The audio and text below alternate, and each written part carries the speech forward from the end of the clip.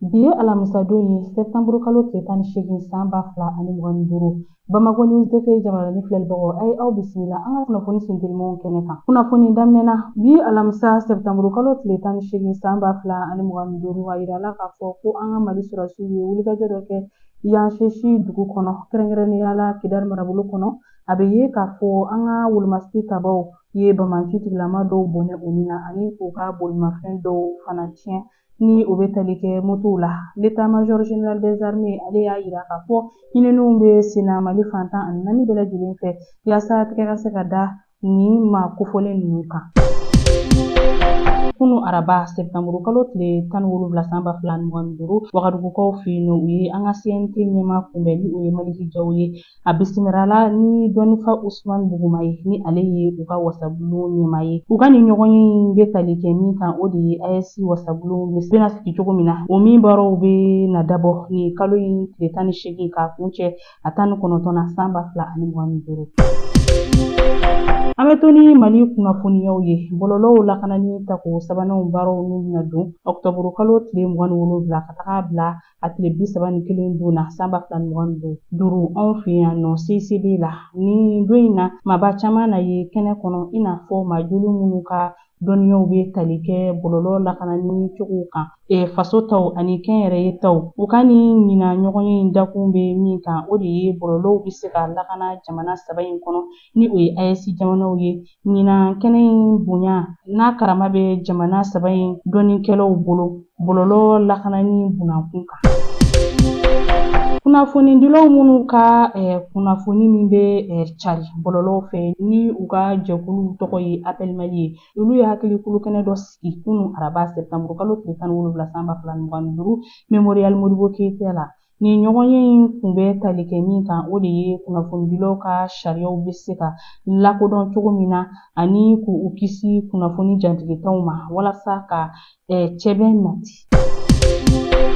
L'écolita ale okumu kɔnɔ an ka jamana kɔnɔ min ye école karamɔgɔw ka lafasali jɛkulu dɔw ye ko olu kɔni bɛ ka min ye bagabagali kɔni ta ka ɲɛsin jamana kɔni ma ka yira k'a fɔ min ye tile 3 baarabila u bɛna o kɛ. Tile 3 baarabila min n'ale kan ka kɛ min ye Octobre kalo tile 8 tile 9 fo ka taga bila a tile 10 na san 2025 ko kama sɔrɔ min ye écolita ale yɛrɛ bilalen bɛ ka Octobre kalo tile fɔlɔ nata in kɔnɔ san 2025 ye min ye nin lafasali jɛkulu mɔɔw ye.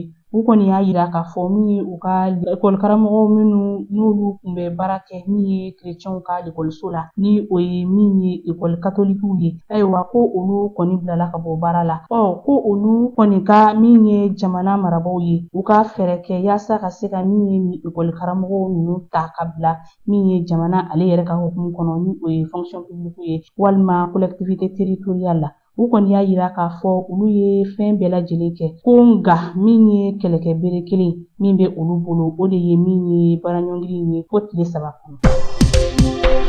An bɛna an ka kibaruyaw kun cɛ ni kɔkan kibaruyaw ye. A fɔlɔ an bɛ taa Wurandakaw fɛ yen nɔ. Wuranda jamana ɲɛma ani Chinois ka baarakɛda min bɛ ni u b'a wele ko CRDC u y'u bolo di ɲɔgɔn ma ka pankuru dɔ sigi sen kan min bɛ tagasegin nɔgɔya jamanadenw ma. Nin kunnafoni lasera u ka jamanaw fɛ. A filanan an bɛ taga Burkina Fasokaw fɛ yen nɔ. Ale ka lasigiden min sigilen bɛ Arabi Saoudite ni a tɔgɔ ye Bukari Sabadogo ale ni Arabi Saoudite ka minisiri min ɲɛsinen don jagoko ma ni u b'a wele ko Dr Majid Ben Abdullah El Basabi. Ni maa fila in ye ɲɔgɔn ye kunu arabadon septanburu kalo tile 17 san 2025 ɲɔgɔnye in kun ye sɔrɔ bɛ se ka jidi cogo min na jamana fila in ni ɲɔgɔn cɛ ni o ye Burkina Faso ani Arabi Saoudite. A sabanan an bɛ taga Abidjakaw fɛ yen nɔ. U ka artisiba min bɛ wele ko Molar a ye sirabakan kasara dɔ sɔrɔ fo ka maa bɔnɛ ale la. O kɛra sababu ye u y'a minɛ ka don kaso la. Nka ko an bɛ don minɛ i ko bi a ye kannabila sɔrɔ ka bɔ jamana ɲɛmɔgɔw yɔrɔ ka bi septanburu kalo tile 15 san 2025. Ne bɛ dan sigi an ka kunnafoni sintelmanw la. Aw ni ce aw ka ɲɛmadali a n'aw ka kulomajɔw la. Aw k'an bɛn don n'a nataw la.